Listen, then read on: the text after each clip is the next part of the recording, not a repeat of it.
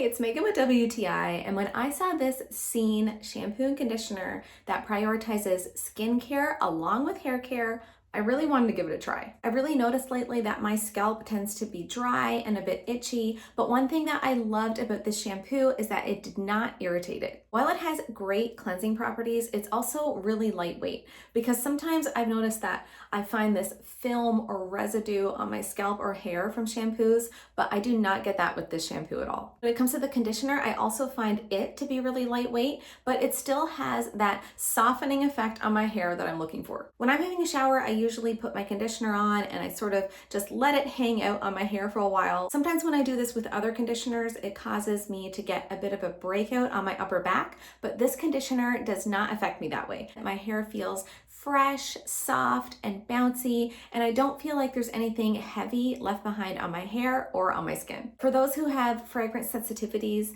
there's also an excellent scent-free version of this duo. Both my hair and my skin have been loving this Scene shampoo and conditioner, but that's just my point of view.